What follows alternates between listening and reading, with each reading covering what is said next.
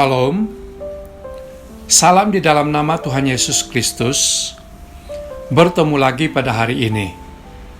Dimanapun saudara berada, kiranya berkat dan kemurahan Tuhan melimpah di dalam hidup saudara semua. Marilah kita berdoa sebelum merenungkan firman Tuhan. Tuhan, terima kasih untuk kesempatan ini sekali lagi. Sebentar kami akan merenungkan firman-Mu, bercakap-cakaplah Tuhan, dan kami bersedia untuk mendengar. Di dalam nama-Mu, kami berdoa. Amin.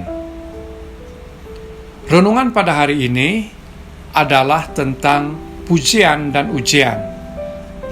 Pembacaan Alkitab diambil dari Ayub bab 23, ayat yang pertama sampai dengan ayat yang ke-17, tetapi hanya ayat 10 saja yang akan dibaca.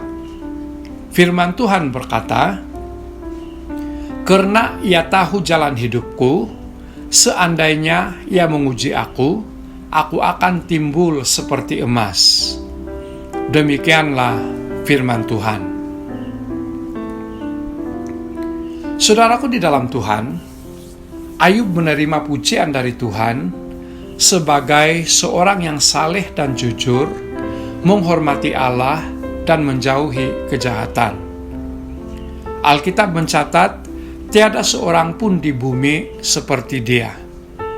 Dikatakan bahwa dia mengalami ujian yang hebat.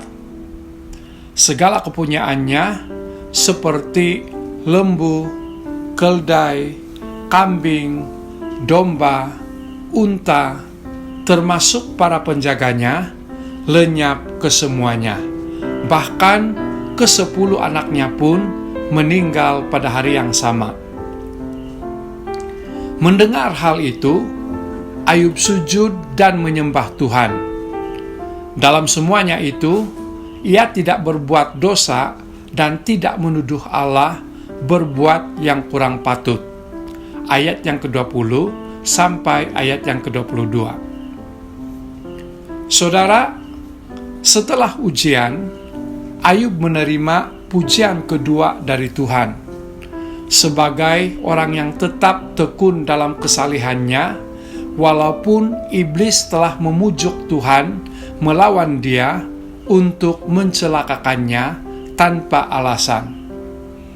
Kemudian Ayub menerima ujian lagi, ditimpa barah yang busuk dari telapak kaki sampai ke tengkorak kepalanya.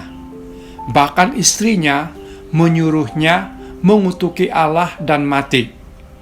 Dalam semuanya itu, Ayub tidak berbuat dosa dengan bibirnya.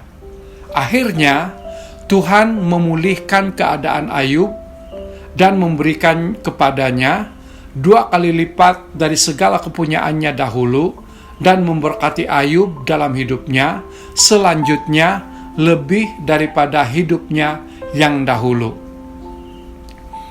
Saudaraku di dalam Tuhan, ada kalanya kita menerima pujian dan ada kalanya kita menerima ujian.